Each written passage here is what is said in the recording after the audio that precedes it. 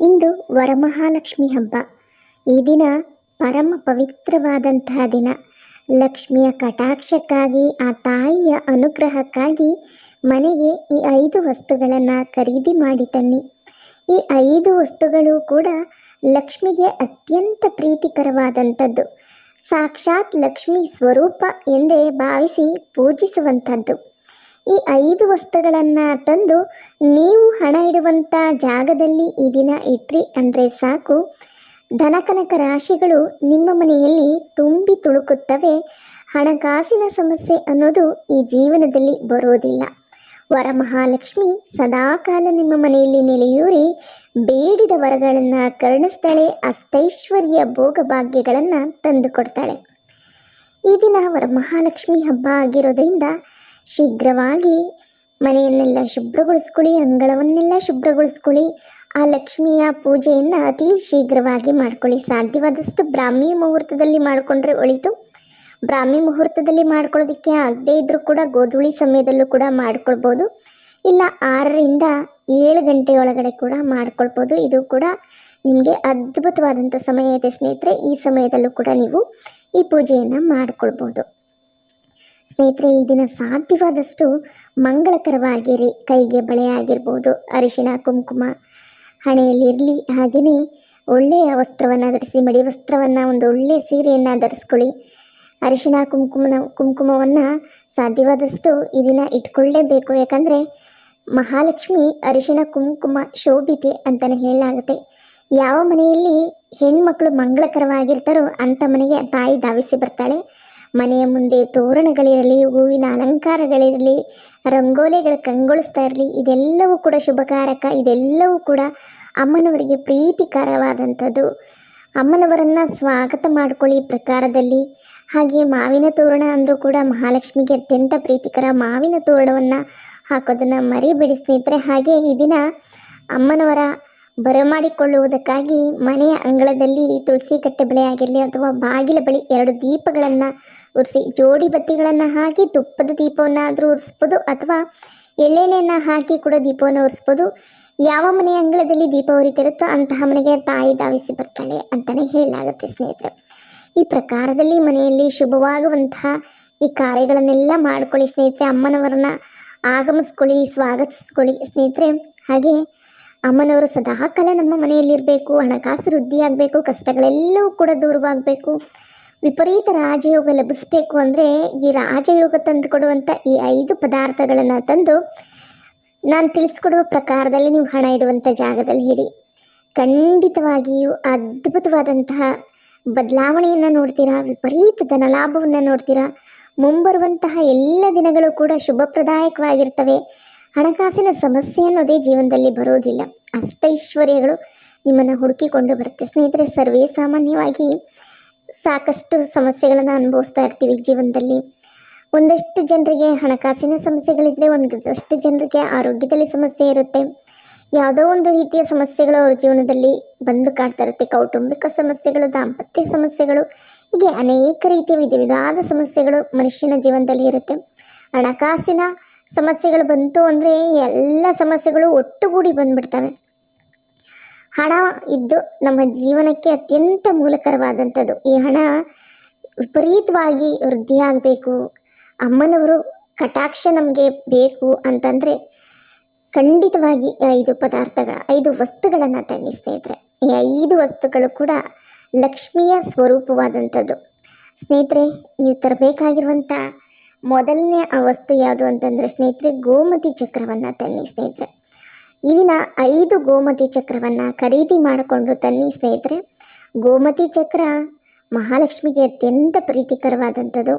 ಸಮುದ್ರ ಮಂಥನದ ಸಂದರ್ಭದಲ್ಲಿ ಜನಿಸಿದಂಥದ್ದು ಅಂತಲೇ ಹೇಳಲಾಗುತ್ತೆ. ಅಂದರೆ ಲಕ್ಷ್ಮಿ ಕೂಡ ಸಮುದ್ರ ಮಂಥನದ ಸಂದರ್ಭದಲ್ಲಿ ಕ್ಷೀರಸಾಗರದಲ್ಲಿ ಜನಿಸಿದಂಥವಳು. ಅದೇ ರೀತಿ ಈ ಗೋಮತಿ ಚಕ್ರ ಕೂಡ ಕ್ಷೀರಸಾಗರದಲ್ಲಿ ಜನಿಸಿರುವಂಥದ್ದು, ಲಕ್ಷ್ಮಿಯ ಸ್ವರೂಪವಾದಂಥದ್ದು ಅಂತ ಹೇಳಲಾಗುತ್ತೆ. ಹಾಗಾಗಿ ಇದನ್ನು ತಪ್ಪದೇ ಈ ಲಕ್ಷ್ಮೀ ಸ್ವರೂಪವಾದಂತಹ ಲಕ್ಷ್ಮಿಯ ಅನುಗ್ರಹಕ್ಕೆ ಬೇಕಾದಂತಹ ಈ 5 ಗೋಮತಿ ಚಕ್ರವನ್ನು ಖರೀದಿ ಮಾಡ್ಕೊಂಡು ಬನ್ನಿ ಸ್ನೇಹಿತರೆ. ಇನ್ನು 2ನೇ ಪದಾರ್ಥ ಅಂತಂದರೆ ಸ್ನೇಹಿತರೆ, 2ನೇ ವಸ್ತು ಅಂತಂದರೆ ಸ್ನೇಹಿತರೆ, ಹಳದಿ ಬಣ್ಣದ ಕವಡೆ ಸ್ನೇಹಿತರೆ. ಹಳದಿ ಬಣ್ಣದ ಕವಡೆ ಈ ದಿನ ಖರೀದಿ ಮಾಡ್ಕೊಂಡು ಬನ್ನಿ. ಹಳದಿ ಬಣ್ಣದ ಕವಡೆ ಲಕ್ಷ್ಮೀ ಸ್ವರೂಪವಾದಂಥದ್ದು ಅಂತಲೇ ಹೇಳಲಾಗುತ್ತೆ ಸ್ನೇಹಿತರೆ. ಈ ಹಳದಿ ಕವಡೆಗೆ ಅಂತಹ ಒಂದು ಪ್ರಾಮುಖ್ಯತೆ ಇದೆ. ಅದರಲ್ಲೂ ಈ ವರಮಹಾಲಕ್ಷ್ಮಿ ಹಬ್ಬದ ದಿನ ಈ 5 ಕವಡೆಯನ್ನು ಕೊಂಡು ತಂದ್ರಿ ಅಂದರೆ ಈ ಕವಡೆಗಳ ಸಮೇತವಾಗಿ ಲಕ್ಷ್ಮೀ ದೇವಿ ಬಂದು ನೆಲೆಯೂರ್ತಾಳೆ. 5 ಶುಕ್ರ ಸಂಕೇತ, 5 ಶುಭವನ್ನು ತರುವಂಥದ್ದು. ಹಾಗಾಗಿ ಈ 5 ನೀವು ಕವಡೆಯನ್ನು ತನ್ನಿ ಸ್ನೇಹಿತರೆ. ಇನ್ನು 3ನೇ ಪದಾರ್ಥ ಅಂತಂದರೆ ಸ್ನೇಹಿತರೆ, 3ನೇ ವಸ್ತು ಅಂತಂದರೆ ಗುಲಗಂಜಿ ಸ್ನೇಹಿತರೆ. ಗುಲಗಂಜಿಯನ್ನು ಈ ದಿನ ತಪ್ಪದೆ ತನ್ನಿ. ಇದನ್ನು ಕೂಡ ಸ್ನೇಹಿತರೆ 5 ಗುಲಗಂಜಿಯನ್ನು ತನ್ನಿ. ಈ ಗುಲಗಂಜಿ ಲಕ್ಷ್ಮೀ ಸ್ವರೂಪವಾದಂಥದ್ದು ಸ್ನೇಹಿತರೆ. ಲಕ್ಷ್ಮಿಯನ್ನು ಆಕರ್ಷಿಸುವಂತಹ ಒಂದು ವಸ್ತು, ಹಣಕಾಸಿಗೆ ಬಂದಿರುವ ದೋಷಗಳನ್ನು ನಿರ್ಮೂಲ ಮಾಡುವಂತಹ ಒಂದು ವಸ್ತು ಸ್ನೇಹಿತರೆ. ಈ ಗುಲಗಂಜಿಯನ್ನು ಧನಾಭಿವೃದ್ಧಿಗಾಗಿ ಉಪಯೋಗಿಸ್ಕೋತೀವಿ, ಹಾಗೆ ದೃಷ್ಟಿ ದೋಷಗಳಲ್ಲೂ ಕೂಡ ಇದನ್ನು ಉಪಯೋಗಿಸ್ಕೊಳ್ತೀವಿ. ಹಣಕಾಸಿಗೆ ಬಂದಿರುವ ಸರ್ವ ಸಮಸ್ಯೆಗಳನ್ನು ನಿರ್ಮೂಲ ಮಾಡುವಂಥ ಶಕ್ತಿ ಈ ಗುಲಗಂಜಿಗಿದೆ. ಇದು ಕೂಡ ಲಕ್ಷ್ಮೀ ಸ್ವರೂಪವಾದಂಥದ್ದು ಸ್ನೇಹಿತರೆ. ಹಾಗಾಗಿ 5 ಗುಲಗಂಜಿಯನ್ನು ತನ್ನಿ ಸ್ನೇಹಿತರೆ. ಇನ್ನು 4ನೆಯ ಪದಾರ್ಥ ಅಂದರೆ ಸ್ನೇಹಿತರೆ ತಾವರೆ ಬೀಜ. 5 ತಾವರೆ ಬೀಜವನ್ನು ತನ್ನಿ ಸ್ನೇಹಿತರೆ. ಈ ದಿನ 5 ತಾವರೆ ಬೀಜವನ್ನು ತಂದ್ರಿ ಅಂದರೆ ಸಾಕು. ಈ ತಾವರೆ ನಿಮಗೆ ಗೊತ್ತಿರುವಂಗೆ ಈ ತಾವರೆ ಲಕ್ಷ್ಮೀ ದೇವಿಗೆ ಅತ್ಯಂತ ಪ್ರೀತಿಕರವಾದಂಥದ್ದು. ಲಕ್ಷ್ಮಿಯ ಆಸನ ಅಂತಲೇ ಹೇಳ್ಬೋದು, ತಾವರೆಯಲ್ಲಿ ಜನಿಸಿದವಳು ಅಂತಲೂ ಕೂಡ ಹೇಳ್ತಾರೆ. ಹಾಗಾಗಿ ಈ ಒಂದು ತಾವರೆಯ ಬೀಜಗಳನ್ನು ಈ ದಿನ ತರೋದ್ರಿಂದ ಲಕ್ಷ್ಮಿಯ ಕಟಾಕ್ಷವಾಗುತ್ತೆ. ಆ ತಾವರೆ ಬೀಜದ ಸಮೇತವಾಗಿ ಆ ತಾಯಿ ಬಂದು ನೆಲೆಯೂರ್ತಾಳೆ ಅಂತಲೇ ಹೇಳಲಾಗುತ್ತೆ ಸ್ನೇಹಿತರೆ. ಈ 5 ತಾವರೆ ಬೀಜವನ್ನು ತನ್ನಿ ಸ್ನೇಹಿತರೆ. ಹಾಗೆ 5ನೇ ಪದಾರ್ಥ ಅಂದರೆ ಸ್ನೇಹಿತರೆ, ನೀವು ಸಾಧ್ಯ ಆಯಿತು ಅಂದರೆ ಈ ದಿನ ಒಂದು ಬೆಳ್ಳಿಯ ಲಕ್ಷ್ಮೀ ನಾಣ್ಯವನ್ನು ಖರೀದಿ ಮಾಡಿ ಸ್ನೇಹಿತರೆ. ಬೆಳ್ಳಿಯ ಲಕ್ಷ್ಮೀ ನಾಣ್ಯ ವಿಪರೀತ ಧನಪ್ರಾಪ್ತಿ ಯೋಗವನ್ನು ತಂದುಕೊಡುತ್ತೆ ಸ್ನೇಹಿತರೆ. ಬೆಳ್ಳಿಯ ಲಕ್ಷ್ಮೀ ನಾಣ್ಯ, ಬೆಳ್ಳಿ ಅನ್ನೋದು ಲಕ್ಷ್ಮೀ ದೇವಿಗೆ ಪ್ರೀತಿಕರವಾದಂಥದ್ದು. ಬೆಳ್ಳಿಯನ್ನು ಈ ದಿನ ಚಿನ್ನ ಖರೀದಿ ಮಾಡದೆ ಹೋದರೂ ಬೆಳ್ಳಿ ಖರೀದಿ ಮಾಡಿದ್ರೆ ಬಹಳ ಶುಭಪ್ರದಾಯಕ ಸ್ನೇಹಿತರೆ. ಸದಾ ಕಾಲ ನಿಮ್ಮ ಮನೆಯಲ್ಲಿ ಧನಾಭಿವೃದ್ಧಿ ಆಗ್ತಾ ಹೋಗುತ್ತೆ, ಹಣಕಾಸು ವಿಪರೀತವಾಗಿ ನಿಮಗೆ ಸೇರ್ತಾ ಹೋಗುತ್ತೆ. ಹಾಗಾಗಿ ಬೆಳ್ಳಿಯ ಈ ಒಂದು ನಾಣ್ಯವನ್ನು, ಲಕ್ಷ್ಮಿ ಇರುವಂತಹ ನಾಣ್ಯವನ್ನು, ಧನಲಕ್ಷ್ಮಿ ಚಿತ್ರ ಇರುವಂಥ ಒಂದು ನಾಣ್ಯವನ್ನು ಖರೀದಿ ಮಾಡಿ ಸ್ನೇಹಿತರೆ. ನಿಮ್ಮ ಜೀವನದ ದಿಕ್ಕೇ ಬದಲಾಗ್ತಾ ಹೋಗುತ್ತೆ, ಅದ್ಭುತವಾಗಿ ಜೀವನ ಬದಲಾಗುತ್ತೆ ಸ್ನೇಹಿತರೆ. ವಿಪರೀತ ರಾಜಯೋಗ ಬರುತ್ತೆ ಸ್ನೇಹಿತರೆ. ಹಣಕಾಸು ವಿಪರೀತ ವೃದ್ಧಿ ಆಗುತ್ತೆ ಸ್ನೇಹಿತರೆ. ಹಾಗೆ ಸ್ನೇಹಿತರೆ, ಇದ್ರ ಜೊತೆಗೆ ನೀವು ಅರಿಶಿಣದ ಕೊಂಬುಗಳನ್ನು ಖರೀದಿ ಮಾಡಿದರೂ ಕೂಡ ಉಳಿತಾಗುತ್ತೆ. ಹಾಗೆ ಬಟ್ಟಲು ಅಡಿಕೆ ಅಥವಾ ಗುಂಡು ಅಡಿಕೆಯನ್ನು ಖರೀದಿ ಮಾಡಿದರೂ ಕೂಡ ಒಳಿತಾಗುತ್ತೆ. ಇವೆಲ್ಲವೂ ಕೂಡ ಲಕ್ಷ್ಮೀ ಸ್ವರೂಪವಾದಂಥದ್ದು ಸ್ನೇಹಿತರೆ. ಹಾಗೆಯೇ ಈ ದಿನ ಸುಗಂಧ ದ್ರವ್ಯಗಳನ್ನು, ಸೆಂಟ್ ಅಂತ ಏನು ಹೇಳ್ತೀವಿ, ಅದು ಅತ್ತರ್ ಅಂತ ಹೇಳ್ತೀವಿ ಸ್ನೇಹಿತರೆ, ಅದನ್ನು ಕೂಡ ಖರೀದಿ ಮಾಡಿ.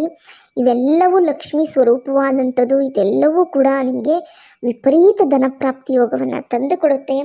ಹಣಕಾಸಿಗೆ ಬಂದಿರುವ ದೋಷಗಳನ್ನು ನಿರ್ಮೂಲ ಮಾಡುತ್ತೆ. ಹಾಗಾಗಿ ಇಷ್ಟು ಪದಾರ್ಥಗಳನ್ನು ತಂದು ಸ್ನೇಹಿತರೆ, ಇವೆಲ್ಲವನ್ನು ಕೂಡ ಸ್ವಲ್ಪ ಹಾಲಿನಲ್ಲಿ, ನೀರಿನಲ್ಲಿ ಶುಭ್ರ ಮಾಡ್ಕೊಳ್ಳಿ. ಚೆನ್ನಾಗಿ ಇದನ್ನು ಒರೆಸ್ಕೊಂಡು ಒಣಗಿಸ್ಕೊಂಡು ಇಟ್ಕೊಳ್ಳಿ. ಅಂದರೆ ಕ್ಲೀನಾಗಿ ನೀರಿನ ಅಂಶ ಎಲ್ಲ ಹೋಗಬೇಕು. ಆ ರೀತಿ ನೀಟಾಗಿ ಒರೆಸ್ಕೊಂಡು ಇಟ್ಕೊಂಡು ಒಂದು ಕೆಂಪು ಬಣ್ಣದ ವಸ್ತ್ರವನ್ನು ತೆಗೆದುಕೊಳ್ಳಿ ಸ್ನೇಹಿತರೆ. ಈ ಎಲ್ಲ ಪದಾರ್ಥಗಳನ್ನು ಕೆಂಪು ಬಣ್ಣದ ವಸ್ತ್ರದಲ್ಲಿ ಕಟ್ಕೊಳ್ಳಿ. 5 ಪದಾರ್ಥಗಳನ್ನ ಅದರ ಜೊತೆಗೆ ನೀವು ಅರಿಶಿಣದ ಕೊನೆಯನ್ನು, ಹಾಗೆ ಒಂದು ಬಟ್ಟಲು ಅಡಿಕೆಯನ್ನು ಕೂಡ ಸೇರಿಸಿ ಅದನ್ನು ನಿಮ್ಮ ಲಕ್ಷ್ಮೀ ದೇವಿಯ ಫೋಟೋ ಕೆಳಗಡೆ ಇಟ್ಟು ಅದ್ರ ಮೇಲೆ ಸ್ವಲ್ಪ ಅಕ್ಷತೆ, ಅರಿಶಿಣ, ಕುಂಕುಮವನ್ನು ಹಾಕಿ ನಂತರವಾಗಿ ಗಂಟನ್ನಾಗಿ ಕಟ್ಟಿ ನೀವು ಹಣ ಇಡುವಂಥ ಜಾಗ, ಬೀರು ಆಗಿರ್ಬೋದು, ತಿಜೋರಿ ಆಗಿರ್ಬೋದು, ಗಲ್ಲಾಪೆಟ್ಟಿಗೆ ಆಗಿರ್ಬೋದು, ಪರ್ಸ್ ಆಗಿರ್ಬೋದು, ನೀವೆಲ್ಲಿ ಹಣ ಇಡ್ತೀರಾ ಅಲ್ಲಿ ಇಟ್ಕೊಳ್ಳಿ ಸ್ನೇಹಿತರೆ. ಆ ಒಂದು ಜಾಗ ಲಕ್ಷ್ಮಿಯ ಒಂದು ಸ್ವರೂಪವಾಗಿ ಬದಲಾಗುತ್ತೆ. ಲಕ್ಷ್ಮಿಯಲ್ಲಿ ನೆಲೆಯೂರ್ತಾಳೆ. ಈ ವಸ್ತುಗಳ ಮುಖಾಂತರವಾಗಿ ತಾಯಿ ನೆಲೆಯೂರಿ ವಿಪರೀತ ಧನಪ್ರಾಪ್ತಿ ಯೋಗವನ್ನು ತಂದು ಕೊಡ್ತಾಳೆ. ಅಷ್ಟೈಶ್ವರ್ಯಗಳು ನಿಮಗೆ ಲಭಿಸುತ್ತೆ. ಖಂಡಿತವಾಗಿಯೂ ಆಸೆಪಟ್ಟಂತಹ ಎಲ್ಲ ಕಾರ್ಯಗಳು ಕೂಡ ನೆರವೇರುತ್ತೆ ಸ್ನೇಹಿತರೆ. ಇಂತಹ ವರಮಹಾಲಕ್ಷ್ಮಿ ಹಬ್ಬ ದಿನ ಈ ಶುಭಪ್ರದಾಯಕವಾದಂತಹ ಲಕ್ಷ್ಮೀ ಸ್ವರೂಪವಾದಂಥ ವಸ್ತುಗಳನ್ನು ತಪ್ಪದೆ ಮನೆಗೆ ತಂದು ನಿಮ್ಮ ಅದೃಷ್ಟವನ್ನು ಬದಲಾಯಿಸ್ಕೊಳ್ಳಿ ಸ್ನೇಹಿತರೆ. ಈ ವಿಡಿಯೋ ಉಪಯುಕ್ತವಾಗಿದ್ದರೆ ವಿಡಿಯೋಗೊಂದು ಲೈಕ್ ಕೊಟ್ಟು ಹೊಸಬರಾಗಿದ್ದರೆ ಸಬ್ಸ್ಕ್ರೈಬ್ ಮಾಡ್ಕೊಳ್ಳಿ. ಧನ್ಯವಾದಗಳು.